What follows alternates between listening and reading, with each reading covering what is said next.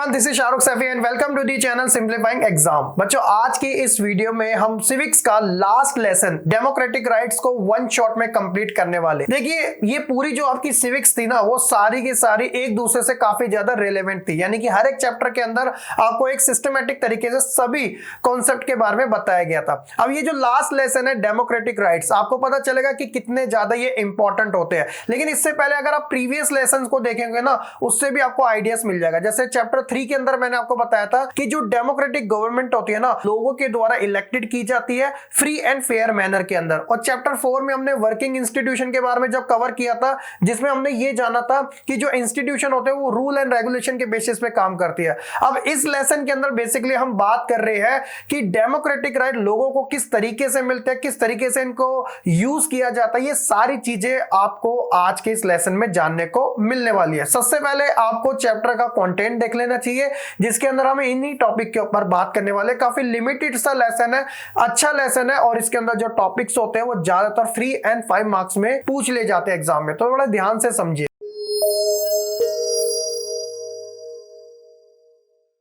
सबसे पहले हम बात करते हैं लाइफ विदाउट राइट्स की, यानी कि जिंदगी कैसे हो कि जब हमारे पास कोई अधिकार ही ना हो। इसे आप 3 सिचुएशन में समझ सकते हैं, जो कि आपकी बुक्स में गिवन है। एक बताया गया ग्वांतनामो बे प्रिजन के बारे में, एक बताया गया सऊदी अरेबिया में सिटीजन्स के राइट्स को लेकर वुमेन्स की, एक बताया गया कोसोवो में एथनिक मैस्केयर को लेकर। इन तीनों के अंदर एक चीज कॉमन है कि लोगों को जो राइट्स मिलने चाहिए वो एक्चुअल में नहीं मिल रहे। जैसे ग्वांतनामो के अंदर किसी को जबरदस्ती जेल में डाला जा रहा है, सिटीजनशिप के नाम पे सऊदी में वुमेन्स को वोट डालने का राइट्स नहीं मिल पा रहा है। कोसोवो के अंदर एथनिक मैस्केयर हो रहा है कि जो दूसरी एथनिसिटी से बिलोंग करते हैं उनको किल किया जा रहा है, उनके हस्बैंड को किल कर दिया जाता है। तो इसका मतलब कहीं ना कहीं इक्वालिटी की कमी है, और जो राइट्स है वो लोगों को प्रॉपर तरीके से नहीं मिल रहे। तो लाइफ विदाउट राइट्स का मतलब है कि आप एक ऐसी कंट्री का पार्ट हो जहां पे आपको थोड़ा बहुत जो गवर्नमेंट है उसके अकॉर्डिंग चलना पड़ेगा, यानी कि आपकी अपनी जो इंडिपेंडेंस है वो कहीं ना कहीं लैक कर जाती है। तो ऐसा हमें ज्यादातर कम्युनिस्ट या डिक्टेटरशिप टाइप की गवर्नमेंट्स में ज्यादा देखने को मिलता है। लेकिन जब बात डेमोक्रेटिक गवर्नमेंट की आती है तो हमें यहाँ पे प्रॉपर तरीके से सारे राइट्स मिलते हैं। तो इसलिए हम ज्यादातर कंसीडर करते हैं कि कोई गवर्नमेंट हो तो वो डेमोक्रेटिक तरीके से चले, जहां पे ह्यूमंस के राइट्स की कोई वैल्यू हो सके। राइट्स इन द डेमोक्रेसी होते क्या है उसे समझेगा कि ये काफी वैल्यूएबल होते हैं। Security, dignity and fair play are assured to everyone, क्योंकि जब भी आप डेमोक्रेटिक कंट्री की बात करोगे, यहाँ पर आपको सिक्योरिटी मिलेगी, यहाँ पर आपको डिग्निटी मिलेगी, यहाँ पर एक फ्री प्ले मिलेगा ताकि वो सभी लोगों को मिल सके। No one should be arrested without proper reason and information, किसी को भी ऐसी अरेस्ट नहीं कर लिया जाएगा बिना किसी रीजन और इंफॉर्मेशन के बेसिस पे। इफ समवन इज अरेस्टेड, अगर किसी को चलो अरेस्ट कर भी लिया जाता है, ही और she should have a fair chance to defend themself, तो उसके बाद प्रॉपर वो चांसेस होता है कि वो अपने पर जो लगे इल्जाम है उसको उतार सके, अपनी जो लॉयल्टी है उसे प्रूव कर सके। Assurance does not mean remain on paper. अब बताया जाता है कि जो एश्योरेंस है वो सिर्फ पेपर पे नहीं बल्कि एक्चुअल में देना काफी जरूरी होती है। Provided minimum is guaranteed to everyone, हर किसी को मिनिमम गारंटी तो देना काफी जरूरी होता है। तो ये इंपॉर्टेंट है, वैल्यूएबल चीजें है। आगे हम बात करते हैं कि आखिरकार राइट्स होते क्या है। देखिए, rights are reasonable claim of person recognised by society and sanction by law. ये वो अधिकार होते हैं जो कि रिकॉग्नाइज किए जाते हैं सोसाइटी के थ्रू, और हर एक पर्सन जो है वो इसे क्लेम कर सकता है क्योंकि ये लॉ के थ्रू सैंक्शन किए जाते हैं। Rights are necessary for very sustenances of the democracy, और एक डेमोक्रेसी के अंदर राइट्स जो होते हैं वो काफी ज्यादा जरूरी माने जाते हैं। सवाल है कि why do we need rights in a democracy, कि हमें डेमोक्रेसी में अधिकारों की जरूरत क्यों होती है। देखिए, for democratic election to take place is necessary that citizen should have the right to express their opinion from political parties and take part in political activities.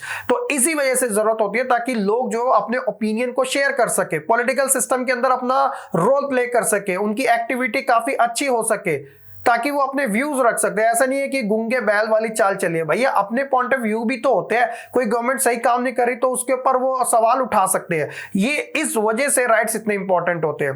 Right are guaranteed which can be used when thing go wrong. जी हाँ, अधिकार वो होते हैं जब चीज आपके सामने गलत हो रही हो तब आप आवाज उठाओ अपनी। The government should protect the citizen, और गवर्नमेंट को जरूरी है कि वो सिटीजन के राइट्स को प्रोटेक्ट करने का काम करे। In most democracy the basic right of the citizen are written down in the constitution. Constitution. ज्यादातर डेमोक्रेसी के अंदर जो राइट्स होते हैं वो कॉन्स्टिट्यूशन के अंदर रिटर्न होते हैं। जैसे हमारे देश का कॉन्स्टिट्यूशन भी रिटर्न है, तो इसलिए हमारे को भी जो फंडामेंटल राइट्स है वो रिटर्न में दिए गए और ये प्रोमिसेबल है। खुद इनकी जो प्रोटेक्शन है, जो गारंटी है, वो हमारे देश की सुप्रीम कोर्ट लेती है अपने अंडर में। Rights protect minority from the operation of the majority. Rights इस वजह से भी इंपॉर्टेंट होता है ताकि कोई मेजॉरिटी ऑफ जो पॉपुलेशन है वो माइनॉरिटी ग्रुप को ऑप्रेस ना कर दे, उन्हें किल ना कर दे, उन्हें दबा ना दे। राइट इंश्योर करते हैं freedom from the repressive law and policy. तो लॉ के अगेंस्ट में भी लोग खड़े हो सके, अगर कोई जोर जबरदस्ती का उनके ऊपर इंपोज किया जा रहा है तो इस वजह से भी वो उनकी फ्रीडम को इंश्योर करने का काम करते हैं। राइट एनहेंस करते हैं participation of the people in the election process, ताकि वो अपना इक्वालिटी जो व्यू है वो शेयर कर सके। So that is the reason we need rights in a democracy. Next हम बात करते हैं right in the Indian constitution की। अब हमारे संविधान में कौन कौन से राइट्स दिए गए हैं। देखिए आर्टिकल नंबर 12 से लेकर 35 इंडियन कॉन्स्टिट्यूशन के अंदर फंडामेंटल राइट्स हमें दिए गए। This human right are conferred upon the citizen of India for the constitution tell the this right are inviolable. Right to life, right to dignity, right to education, all come under one of the 6 main fundamental rights. अब ये fundamental rights आखिरकार होते क्या है, तो देखिए fundamental rights are the basic human right arrange in the constitution of India are guarantee to all the citizen, जिसके अंदर हम अलग अलग तरीके से बात करते हैं, हर एक एस्पेक्ट में बात करते हैं। सवाल है कि सर वो है कौन कौन से, तो आप एक नजर देख लीजिएगा। टोटल 6 टाइप के फंडामेंटल राइट्स हमें दिए गए जो यहाँ पे ऑलरेडी मेंशन है। एक एक करके हम सभी को समझेंगे, लेकिन एक एक्स्ट्रा इंफॉर्मेशन मैं आपको बताता हूं। जब हमारा देश के अंदर ये फंडामेंटल राइट्स दिए गए थे तो वो 7 टाइप के थे। इसमें से एक फंडामेंटल राइट्स को इस लिस्ट से रिमूव कर दिया गया, जिसे आज एक लॉ के तौर पे जाना जाता है, वो राइट टू प्रॉपर्टी है। ठीक है, बाकी हम 6 राइट्स के बारे में समझते हैं। सबसे पहले बात आती है राइट टू इक्वालिटी को लेकर, जो कि आर्टिकल नंबर 14 से लेकर 18 तक है। ये क्या बात कहता है, according to constitution the law apply in the same manner to all regardless of a person status, this is called the rule of law. जी हाँ, कानून की नजर में सब जो है वो इक्वल माने जाएंगे, किसी को कोई एक्स्ट्रा प्रिविलेज नहीं मिलेगी। तू अमीर है तो तेरे को एक्स्ट्रा मिलेगी, तू गरीब है तेरे को कम मिलेगी, नहीं, कानून सबको इक्वल तरीके से ट्रीट करेगा। The government shall not discriminate any citizen on grounded only of religion, race, caste, sex और प्लेस ऑफ बर्थ। और जो सरकार है वो किसी के साथ भी डिस्क्रिमिनेट नहीं करेगी, उसकी जाति को लेकर, उसके धर्म को लेकर, उसके लिंग को लेकर, उसके प्लेस ऑफ बर्थ को लेकर। यहां तक कि जो अनटचेबिलिटी है, छुआछूत जिसे हम कहते हैं, उसे भी एबोलिश किया गया है। और ये जो राजा महाराजा वाले जो टाइटल्स होते हैं उन्हें भी एबोलिश कर दिया गया, सिवाय जो मिलिट्री या फिर एकेडमिक वाले जो होते हैं उन्हें छोड़कर। ठीक है, आगे हम बात करते हैं राइट टू फ्रीडम, जो कि हमारा सेकंड फंडामेंटल राइट है। ये आर्टिकल 19 से लेकर 22 तक के बीच में आता है, जिसके अंदर freedom of speech and expression, यानी कि लोग अपनी स्पीच है, जो एक्सप्रेशन है, उसे व्यक्त कर सकते हैं, बता सकते हैं। Assembly in a peaceful member assemble कर सकते हैं। फॉर्म एसोसिएशन एंड यूनियन, अपनी एसोसिएशन यूनियन बना सकते हैं। Move freely throughout the country, देश में कहीं भी आराम से घूम सकते हैं। Reside in a part of country, कहीं पर भी रह सकते हैं। प्रैक्टिस एनी प्रोफेशन, कोई भी काम कर सकते हैं, कोई भी ऑक्यूपेशन को ले सकते हैं, ट्रेड कर सकते हैं, बिजनेस कर सकते हैं। No person can be deprive of his life और personal liberty except according to the procedure establish by the law, किसी को भी इस चीज से डिनाई नहीं किया जाएगा। अ गवर्नमेंट और पुलिस ऑफर कैन अरेस्ट और detain any citizen unless he has proper legal justification. तो ये सारी चीजें हमें राइट टू फ्रीडम में देखने को मिलती है। तीसरा जो राइट है वो राइट अगेंस्ट एक्सप्लॉयटेशन है, यानी कि किसी भी व्यक्ति के साथ, किसी भी बच्चों के साथ शोषण ना किया जाए। The constitution prohibit traffic in human beings, यानी कि लोगों का व्यापार करना ये इलीगल है। The constitution also forbid force labour और बैगर इन एनी फॉर्म, तो किसी को भी जोर जबरदस्ती बैगर बना देना ये भी गलत चीज है। The constitution also prohibit child labour, तो किसी को भी छोटे बच्चों को काम पे लगा देना ये भी इलीगल है हमारे देश के अंदर। दैट इज द रीजन, इसके लिए तो एक मेजर स्टेप भी लिया गया था कि राइट टू एजुकेशन के अंदर 6 ईयर से लेकर 14 ईयर तक के जो बच्चे हैं उनको फ्री एजुकेशन गवर्नमेंट की तरफ से प्रोवाइड करवाई जाएगी, यहां तक कि उन्हें स्कॉलरशिप भी दी जाएगी। फोर्थ जो हमें राइट्स मिला वो है right to freedom of religion. हमारा देश एक सेकुलर कंट्री है, यहाँ पे वेरियस टाइप के रिलीजन है, उन रिलीजन के अपने रिचुअल्स है, अपने कस्टम है, इसलिए हम सभी की रिस्पेक्ट करते हैं। तो आर्टिकल 25 से 28 में इन्हीं की जिक्र है कि इंडिया एक सेकुलर स्टेट है, which mean it does not establish any one religion as a official religion.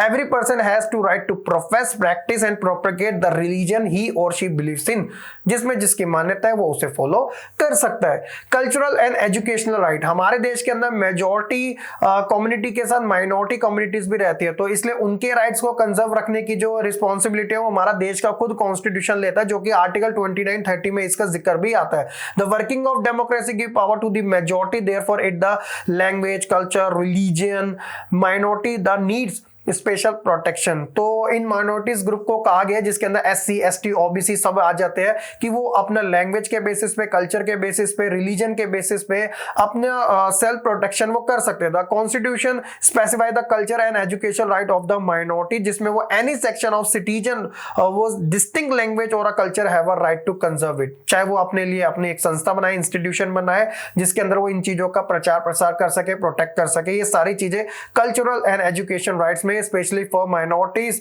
Communities के लिए फंडामेंटल राइट्स में दी गई है। और इन सब के अलावा आप एक चीज और इसके अंदर ऐड कर सकते हैं कि admission to any educational institution maintain by the government और receiving government aid can not deny to any citizen on the ground of religion और लैंग्वेज। यहां तक कि स्टेट भी इन चीजों से डिनाई नहीं कर सकता कि उनके कास्ट को लेके, रिलीजन को लेके उनको डिनाई करें। All minority have the right to establish and administer educational institution of their choice. तो अपनी पसंद के अनुसार अपना एक एडमिनिस्टर और एजुकेशनल इंस्टीट्यूट भी एस्टैब्लिश कर सकते हैं जिसमें कोई भी उसे डिनाई नहीं करेगा। तो ये इंपॉर्टेंट राइट्स है।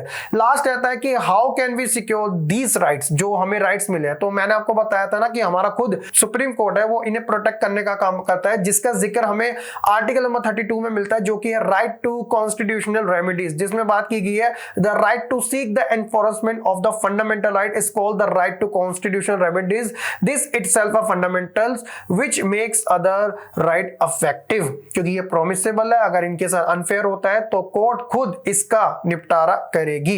इसके अंदर वो कैसे डिसीजन लेती है, वो रिट के बेसिस पे। रिट क्या होते हैं? रिट एक रिटन ऑर्डर होता है जो सुप्रीम कोर्ट के थ्रू इशू किया जाता है कॉन्स्टिट्यूशनल रेमेडी को प्रोटेक्ट करने के लिए फंडामेंटल राइट से रिलेटेड, अगर किसी के साथ भी वायलेशन होता है। रिट वेरियस टाइप की होती है, क्या आप जानते हो? कमेंट सेक्शन में मुझे जरूर बताइएगा, ठीक है। आगे हम बात करेंगे एक्सपेंडिंग स्कोप ऑफ राइट्स को लेकर कि वो कौन कौन सा हो सकता है। पहला है राइट टू प्राइवेसी, यानी कि हम और कैसे आगे बढ़ा सकते हैं। ये तो फंडामेंटल राइट्स हो गया, कुछ और भी राइट्स होते हैं जो कि हम देख सकते हैं। सबसे पहले हम प्राइवेसी के बारे में बात करते हैं। सो दैट सिटीजन और their home can not be search, their phones can not be taped, there communication can not be open. तो इसको भी एक तरीके से राइट्स की कैटेगरी में डाला गया कि प्राइवेसी नाम की भी कोई चीज होती है। Right to a healthy environment, सबको ये हक है कि वो एक हेल्थी एनवायरनमेंट में रहे। Right to environment that is not harmful to your health and wellbeing. तीसरा है राइट टू एजुकेट हाउसिंग, जिसके अंदर सबको एजुकेट हाउसिंग एक अच्छे तरीके से रहने का, क्योंकि भैया वो देश के नागरिक है तो ऑब्वियसली उनको भी ये राइट्स मिलना चाहिए। और हेल्थ से related right to have access to health care services, sufficient food, water, no one may be refuse emergency medical treatment. तो ये भी एक तरीके से एक्सपेंडिंग स्कोप ऑफ राइट में कंसिडर किया जाना चाहिए। तो ये था सारा हमारा इस लेसन के अंदर, जिसके अंदर हमने life without rights, needs of right, fundamental rights और स्कोप ऑफ राइट्स के बारे में कवर किया। और इसी के साथ ये जो हमारा डेमोक्रेटिक राइट्स है वो इस वन शॉट वीडियो में होता है कंप्लीट, क्विक तरीके से। वो भी होप सो कि आपको ये वीडियो पसंद आई होगी। स्टिल कोई डाउट है कमेंट सेक्शन में बताइएगा। चैनल को लाइक, कमेंट, शेयर करने के साथ साथ अपने फ्रेंड के साथ भी शेयर कीजिएगा, उन्हें भी इनवाइट कीजिएगा ताकि आपके साथ उनका भी बेनिफिट हो सके। बाकी हम मिलेंगे अपनी एक नई वीडियो के अंदर, वन शॉट के अंदर ही, जिसमें हम एक नए लेसन के बारे में डिस्कस करेंगे। तब तक के लिए आप खुश रहे, पढ़ते रहे और ऐसे ही आगे बढ़ते रहे।